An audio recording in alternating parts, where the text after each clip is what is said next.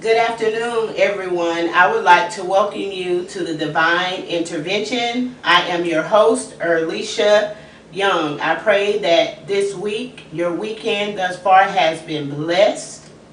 And we come to you today, as I shared with you on last week, I am so excited about all that God is doing in the lives of each and every one of us. Today, I have a very special guest. I have Mr. Danny D.C. Floyd.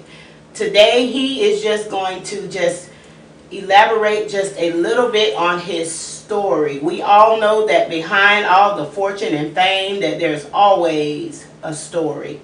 So before we go forth, I'm just going to allow him the opportunity to greet you, and then we will move forward with this live stream. Hello all the watchers at the Divine Intervention. Appreciate y'all for having me today.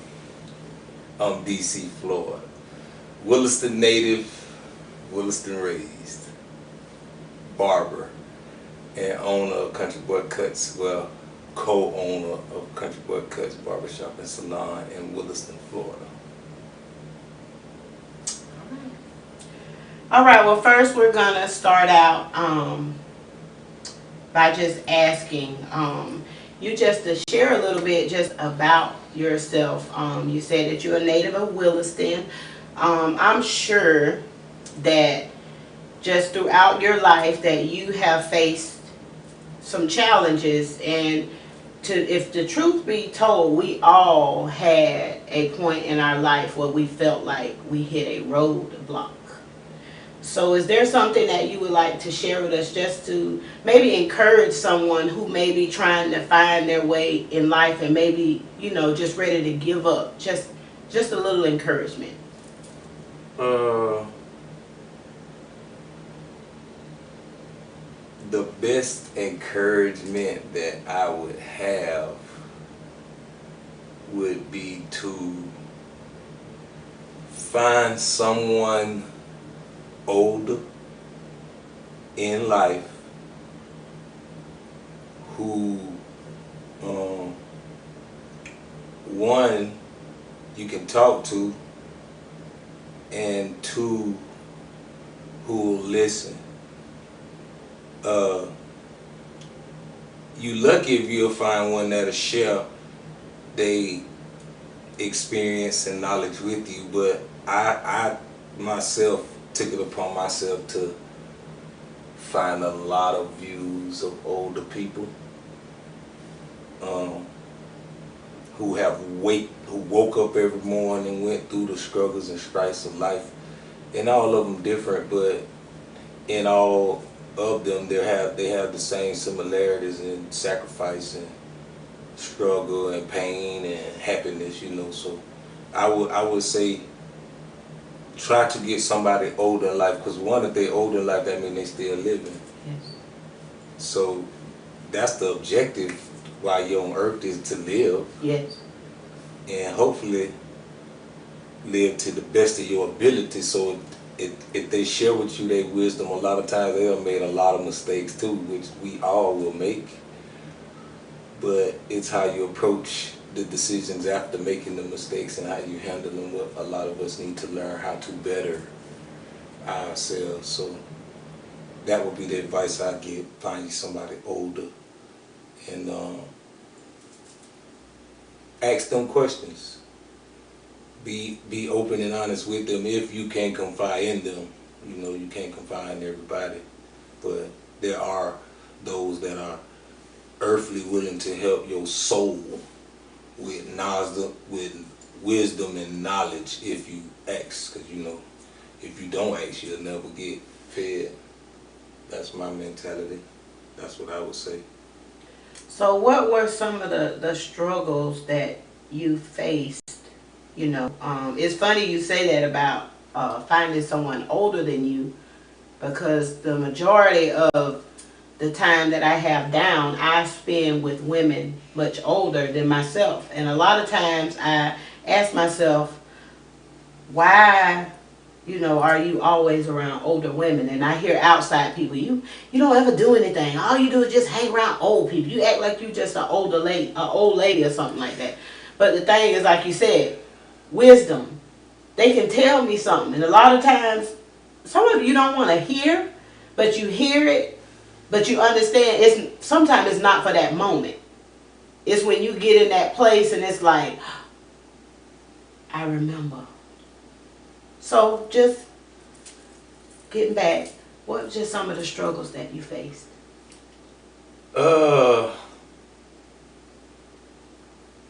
me see if I want to answer this correctly, because life has so many different types of struggles. Like, you had your physical struggles, then you had your mental struggles, and then you have the unforeseen struggles that you got to deal with on site or on spot. So it's like,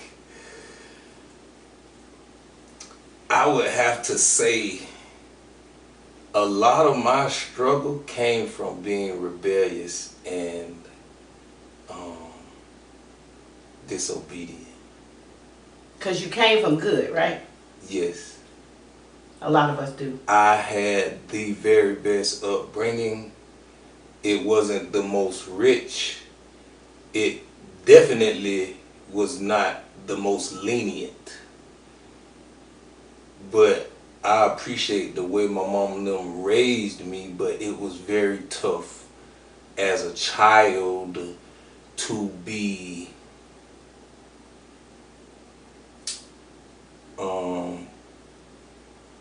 held at a high standard, because that's what my mom and dad did. They held us at high standards because they felt that we were exceptional in God's eye. They never looked at us as being better than anyone, but it was all this extra push to be better and to do better and to know right from wrong and good and bad and how to separate yourself from, like I knew. But the reality of life and supposed friendship and association sometimes causes you to go astray from your upbringing. Yes. And you know better as you're doing these things, and I have labeled them sin because, I grew up in a house where we couldn't play cards. Like, there were not a pair of cards, a deck of cards, a box of cards in the house, not even gin rummy. My mama didn't allow it. Now, I'm not saying it's right or wrong, because I see cards are a national thing. Everybody know how to play poker, tomp, gin rummy, spades, all the things. Like, it's these games that people got a science to winning, and like people practice and know how to play. But my mom looked at it as, you will not participate in this house, and it was things like that that caused me to be rebellious, because I would see other people do it and I would be like, okay, the percentage is so high of everybody else doing it. What makes us so different, or why are we happen to be so particular about this? And it would make me certain things try them. And in trying the things, sometimes the feelings of euphoria are exciting or like mesmerizing, or like, oh, I can do what my mom said we weren't supposed to do. Trick of the enemy. So all of these cons, at a young age, they were coming, man. Like all kind of stuff, man. Like some things too deep to even share. Like, but struggles came because of how we were raised. I built up a way to look at things, and then like by my mom and dad being Christian, very devout, dedicated, and faithful Christians. After I had seen them in a life of sin, so it was like this contradiction that kind of made me be rebellious too. But in rebellion came struggle, because I feel like had I not been rebellious, I just think back and rewind all of the things that came to me at an early enough age to prevent all destruction. Like I knew, like God, I am a believer in God. And I believe that God changed their life early enough to straighten our path. They didn't make it perfect. But if God had not changed my parents' life at that time, sinfully, I don't know where I would have ended up. Wow. Wow. If you think about what you were sharing about how our parents set standards for our lives, and because we feel like we know better, oh, I can do that. Like with cards, what your mom realized was, much like God is with us, that once you start that behavior, it opens up other doors. Because eventually you start playing cards with all kind of people, and when you start hanging out with all kind of people, you start getting introduced to drugs, alcohol, all of this different kind of stuff. So it was like, oh, I can play cards. But she knew the other side of that, what seemed to be innocent behavior. And it's much like God with us. When he say, don't fornicate, that, don't steal, don't kill. He knows the other side of those things that he has put on us. But always, because I can think about myself. When my grandmother told me I had a calling on my life. Okay, call myself want to smoke weed. That's a heavy call. Who smokes weed to sleep, eat, and go and clean up the house? And it was like I hit this pit where, what you doing this for? Sleep, eat, clean. You don't need no drugs for that. You can do that, well-minded. And then like the little problems that I thought I had, they would be right there when it was all over. But all of that came from trying to be around people that wasn't necessarily like me. They would always ask, why you here? Because those are the ones that we are attracted to by the sinful nature of our mind. It is going to lead you to the road. Just the sinful nature. And that's where the war and the struggles of your mind come into play, where if you don't have a good foundation, sometime, and I'm not here to say that people who are in these realms are bad people, because I have met a lot of so-called bad people that are the best friends in my life presently, but the way that they live is not productive for how I was raised. So in how I was raised, because how I was raised, I do respect my parents for giving me the morals and virtues, but there were a lot of sins that I would consider were fun enough at the time to go to hell for. Wow. And that is just the being honest, deep part of a person's mind that you may never get. But I knowingly sinned in a lot of my life. Mm-hmm. To one, impress man, because I would see them attempt these sins and didn't look like they were having as much fun as I probably could. And if we're going to hell, you ain't having fun enough. Type of, you know what I'm saying? My attitude was always, so if you gonna do it, on the edge. And if my late grandmother Alice Carnegie used to always tell us, no matter what you do, be the best at it.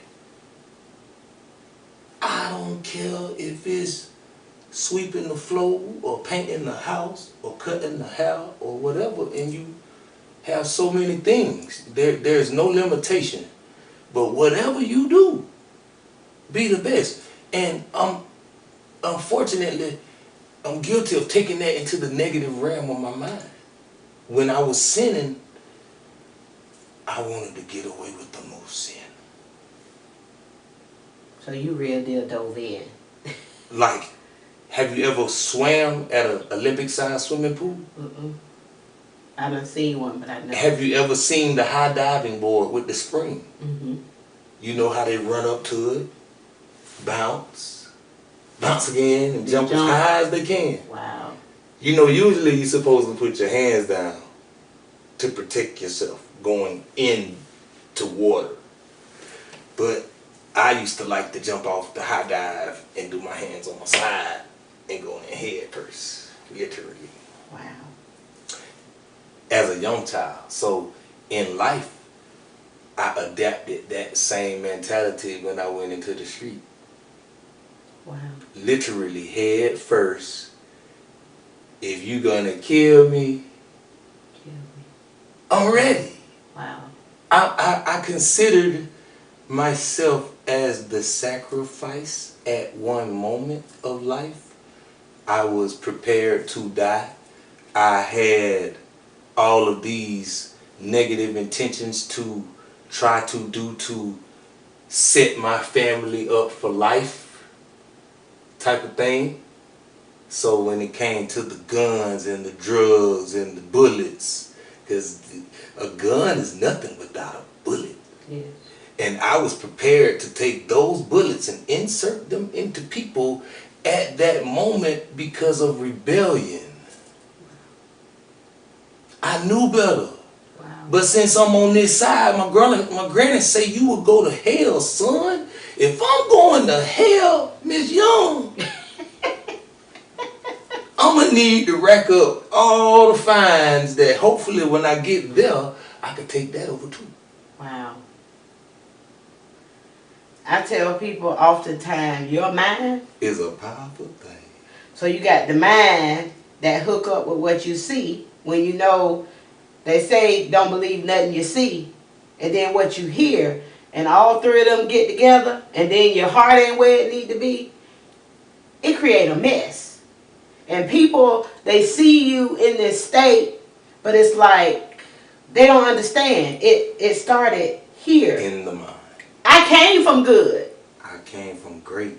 And a lot of us, had praying grandmothers, had all that. My parents never missed a basketball game, never missed a football game.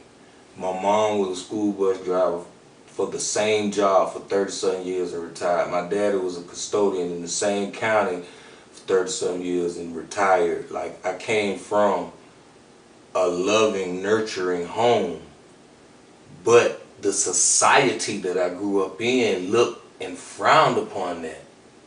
Wow. I can relate with that because, kids will look at the fact that you got a certain They type of hated parent. that, and they probably in their heart wished that they had that, and I, in my heart, pitied that they didn't feel, because it was the greatest thing in the world. But sometimes even that would piss you off to the point where that ain't the most perfect life either for you to be so jealous of. Like, me and my mom and dad had buddy and all kind of like, you know what I'm saying? But it was a great thing to have. But some nights I was jealous of the kid that didn't have the daddy to tell them to come home, and I could drive by at 7:30, 8 o'clock, and y'all still at the store or wherever hanging out, nobody asking where y'all at. I couldn't go around the corner without my mama calling where I was going to verify. See, back then it wasn't no texting. It was verification. Yes. They gonna call where you say you going, and if you ain't there in a allotted time, it's gonna be problems. Yes. When you get there, it's gonna be problems, and when you get home, because people had permission to chastise children outside their blood back then. Like, it didn't have to be an auntie or cousin. It could be the neighbor. If you was caught doing wrong, you could get it right there. So it was hard for me because my mama had like detective tendencies. That's what kind of made me so good at getting away with crime, because, man, my mama was a hard nose. She smelt fear. She seen guilt, like, and everything that I tried, I lost everything. So I was never able to grow up with the conceit of being this winner or feel like everything gonna go my way. I grew up with the objective of always trying to think of a better way because I can't beat my mama. So you're gonna try to go around it. I can't beat her. She got to be wrong. Like, it got to be something that I know. I can't be this dumb. But my parents were always right when it came to how they raised me up. And through the rebellion and the consistent loss. Consistent loss. And losses come in all types of ways. But every way that I tried against their upbringing, I lost. So, being that I was raised as real, and as we call in our generation, G, not gangster, just G. Because it ain't, I'm not a gangster by no means. I never tried to be a gangster. I never wanted to be this thug killer. But I was very mischievous and disobedient. I never needed like cliques and teams of homeboys because my mama wouldn't let me have them. So a lot of people look at me like, why you so standoffish, or why you act like it's not that, but how I was raised, I couldn't never have. So I built up this routine on how I live to get away with stuff from my mother. And most of the time when I would do stuff, people would tell on me. Wow. Sometimes to save themselves, and other times to throw me under the bus because I was looked at as this better because how my parents raised me. It was this way that they wanted me to be represented in the public eye that I didn't all the way agree with, but I had to do. So it was this image thing that I couldn't let you spoil for me. Y'all could just openly show everybody that y'all of the things, smoke weed, drink Old English. I got to sneak. The mad dog. Y'all could, you know what I'm saying? Your uncle passing you the joint. See, I could never, so I learned to do all those things alone. And the drugs began to be my friends. Wow. So what I would do, like in any friendship, you're gonna try to amass the best friends you can. Wow. Wow. That's a good way to put it. And the friends of drugs never told on me. Wow. Wow. Wow. And in those drugs, I could go to all types of boundaries and limitations. And because of God, it never killed me. But I learned a lot through the use of drugs about people, lifestyle, and all of the other things that my parents were teaching me. It was a lot of places that I didn't have to go, or didn't have to end up in, or didn't have to understand if I would have just submitted. Just listen.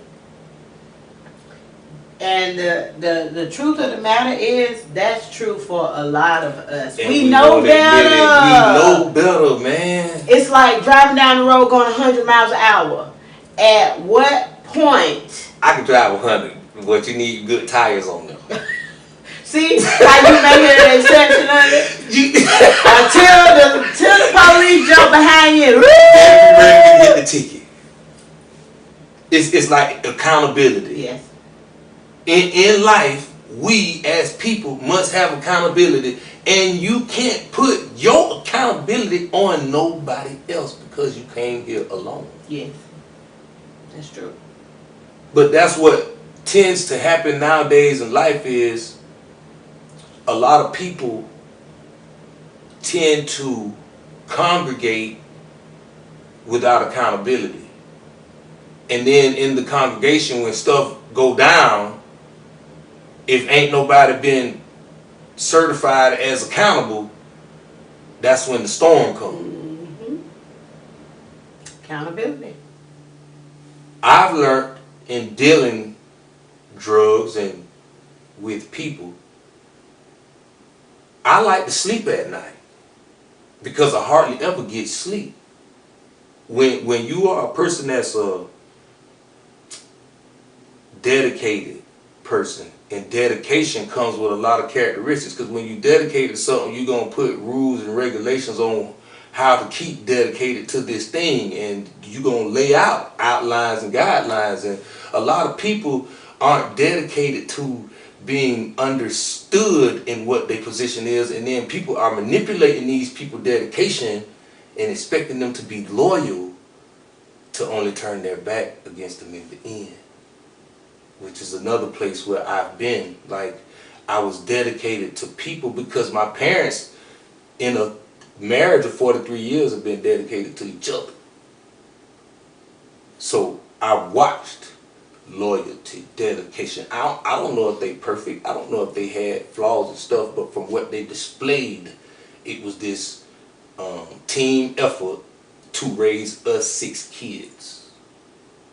They had a common goal, and they didn't let people from the outside get in what they had going on, which is what a lot of people by any means A necessary. lot of people let outside interceptions come in Yes. and do stuff, you know what I'm saying, and then don't want to be accountable. It's like, I wish that people would watch me be accountable.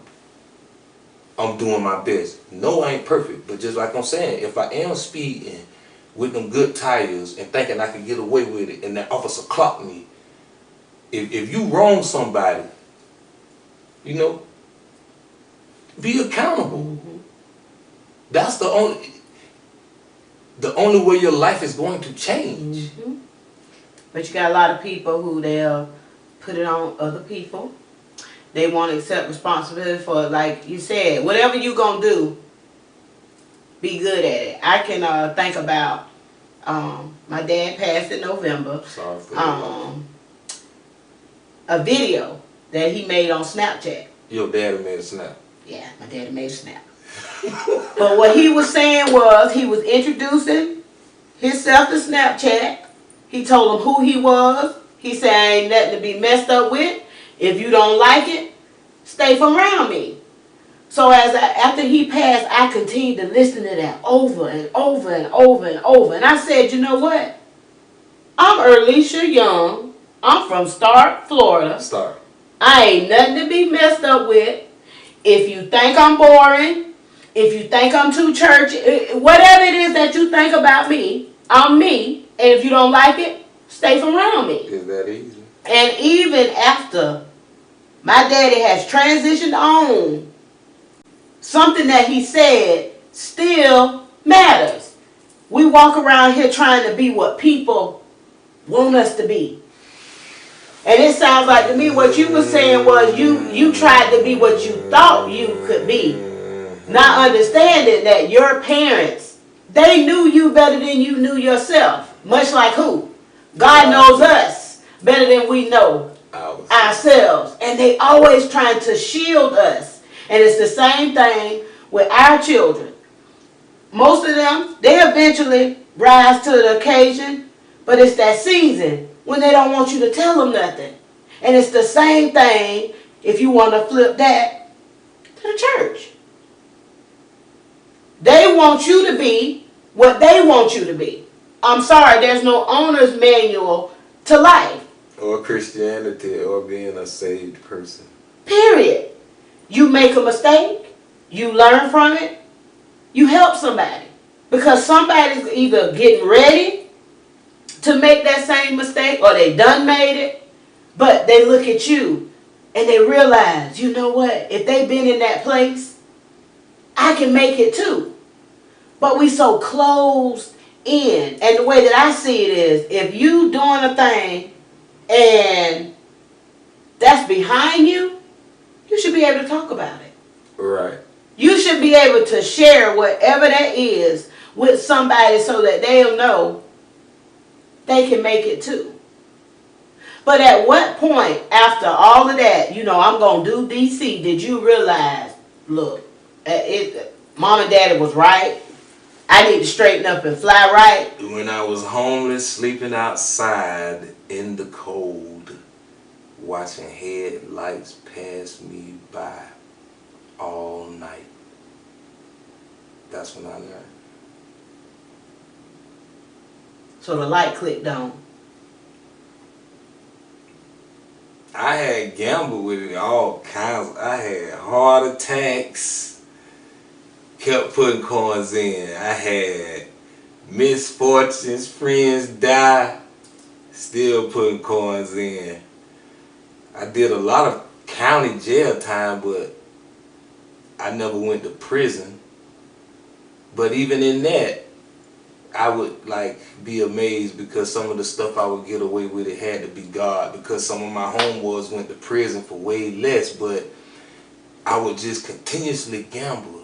But one night I woke up, and it was not night, it was really early morning, like maybe 4:30, almost 5, kind of like dew on the grass. I was so high that night before I went to sleep on that grass that I slept in an ant pile. Wow. and ain't one ant bite me. Wow. That's when I knew that, one, it was a God, and two, people have favor. Jesus. People. Because it ain't me. I'm not no Jesus that walk on water. I'm not no sinless person. I'm probably going to sin again. Because I'm not like nobody to think they're better than anyone. But when I woke up and seen that I'm in a pile of ants, and then I'm looking at my body, because you know what happened with ants on you. They tear you up. And I'm talking about them, these, the red, the black tail, Wow. red ant, the big, not the little, the bull ants. not the ones with the hair on them, the tiger one now. I ain't talking about that. That's gonna bite you.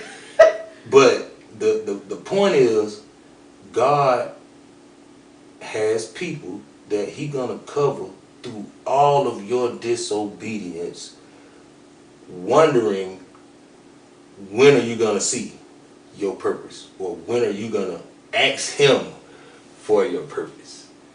Because the whole time you thinking you know what you're doing, so of course you ain't gonna ask Him what your purpose is. You not even thinking about God because you think you God. And a lot of people they have the God state of mind that I am God. You know what I'm saying? In whatever I do, godly.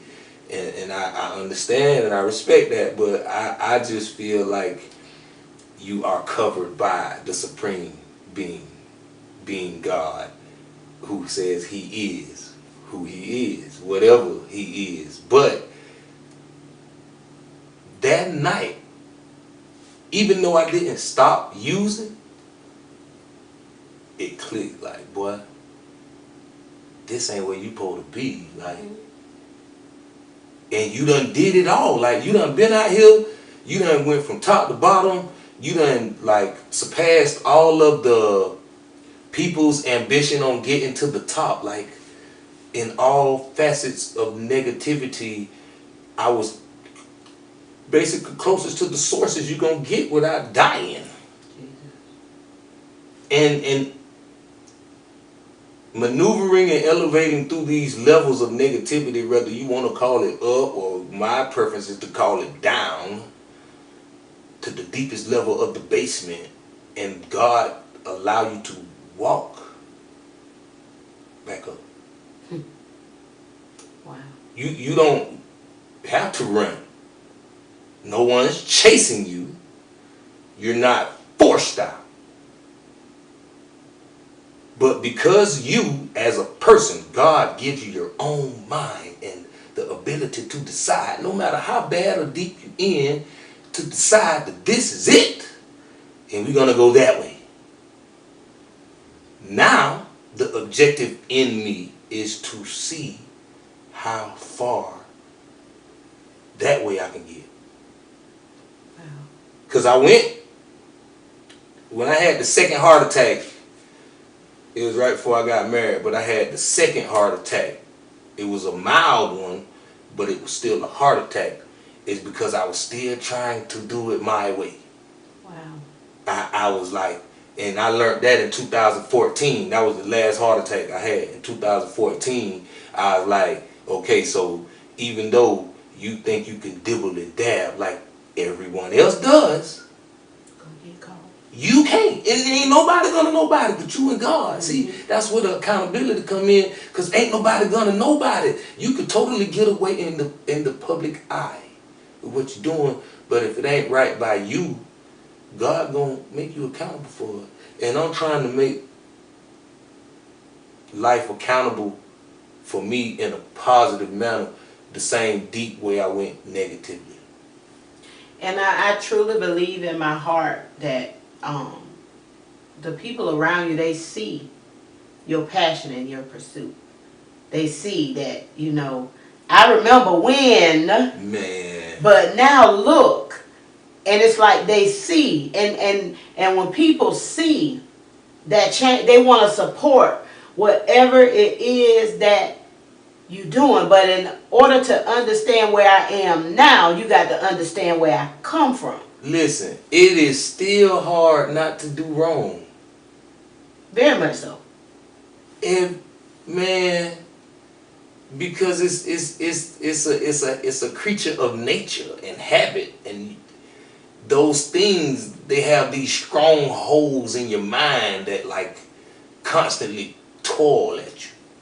Come back, just for a moment, just come back. And that's a war that you fighting too daily, with the war also of maintaining the legitimate mind state and focused on, because I mean I can't speak on a world sense, but anywhere in my era, in my area, in the darkest places, if these people were questionable, which of course you ain't gonna know who they are, the reality of the things, but if these people are watching, they shaking their head like, yeah, DC was there, like, we seen that, we know he could do that, like, and it's a phone call, ain't no hesitation.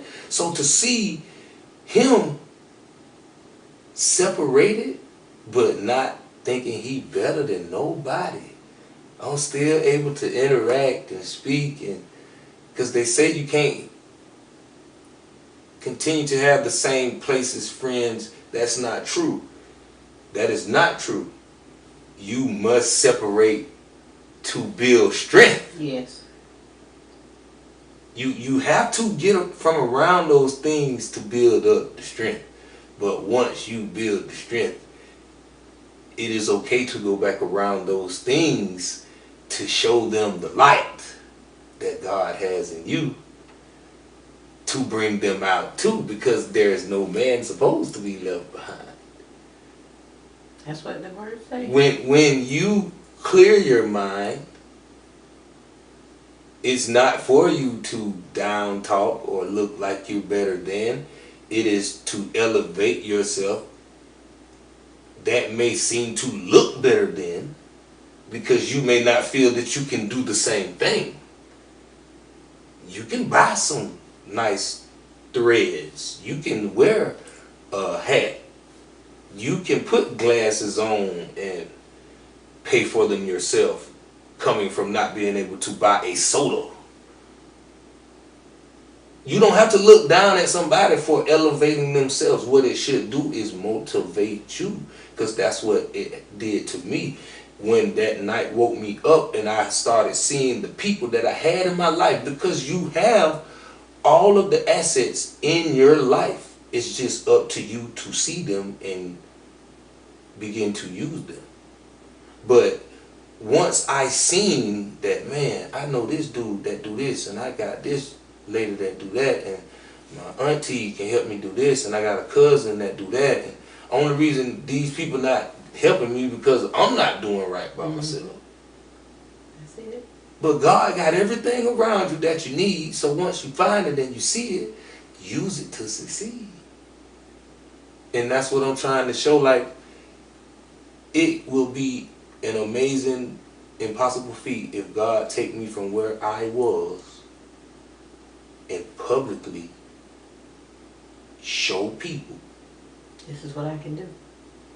Not that DC's doing anything or make DC this type of person to go by, but just to believe that there is a God that will help anybody who believe the same way he helping me.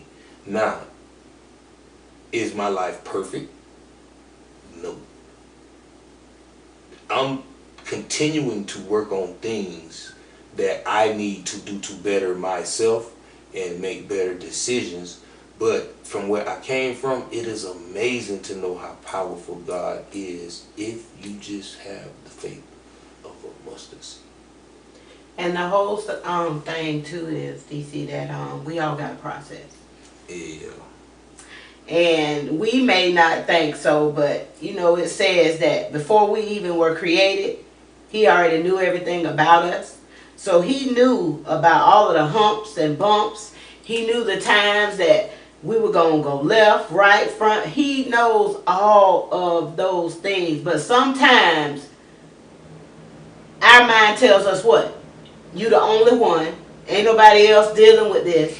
So it's like this isolation, which causes you not to want to do better. But when you have something like the divine intervention, this is a place where people can be themselves and be real and tell people about, look, this is how God divinely intervened in my life. He intervened. And if he had not stepped in, you said you was in a bed of ants. A whole bed. Homeless. I know, doggone well, you didn't have to be in that place. No. You had loving parents. You had siblings. You could have called on any one of them at any time, but it was your disobedience that landed you in that place. But even with all of your mess, it's like a cake.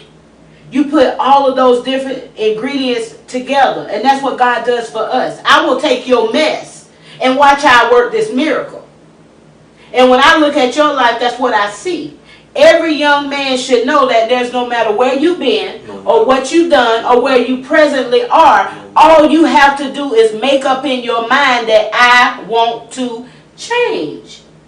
And in doing that, realize I got an auntie over here, I got my mama, my daddy here, I got all of these people in my midst that love me, and all I got to do is just change me and my perspective. But even if you don't have nobody, you still got God. That's it. Because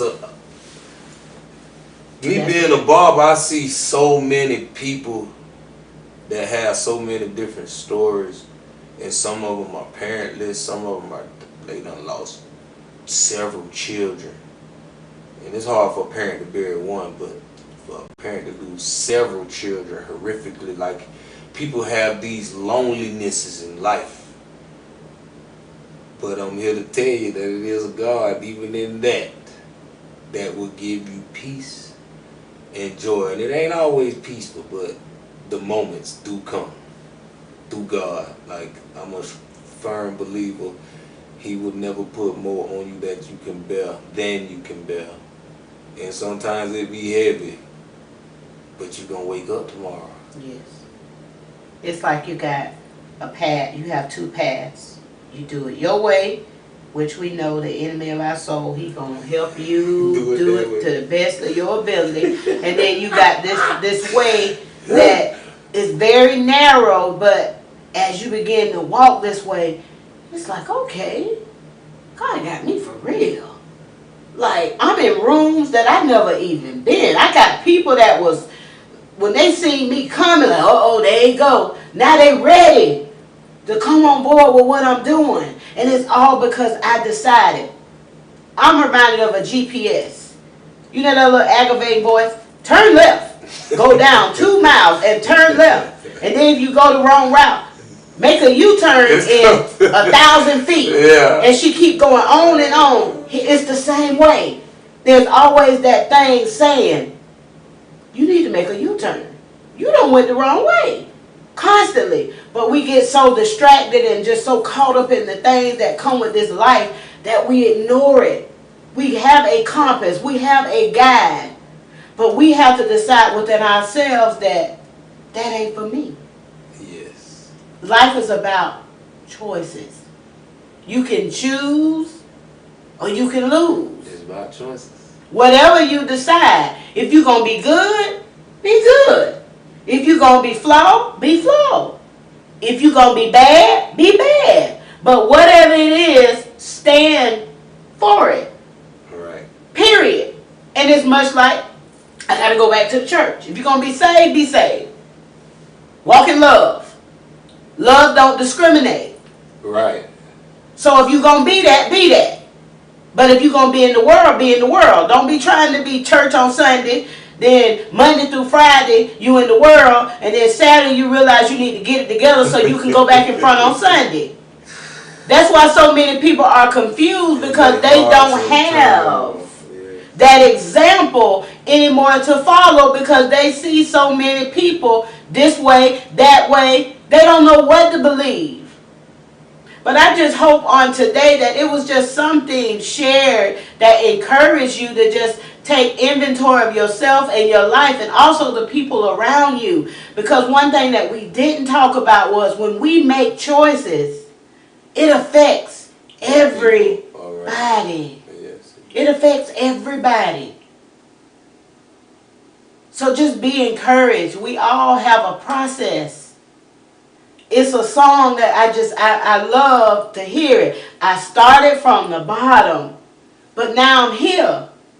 And that's not something that you can do on your own. No. You have to make a choice. At this moment, I'm going to allow, because we could talk about so many different things, him to just close this thing out and just encourage the hearts and minds, and especially of our male generation. We are so much better. You guys are so much better than what society says.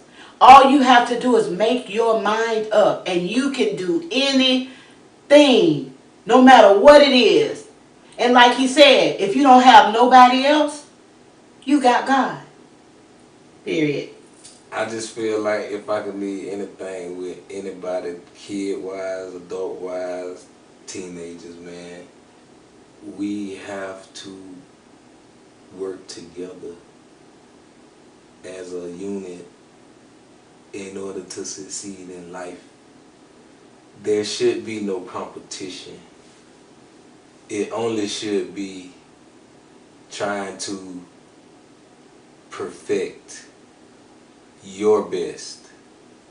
But in competition, we separate, which is a tool of destruction, separation. So if I could leave anything, man, understand the power of teamwork. I was a high school athlete.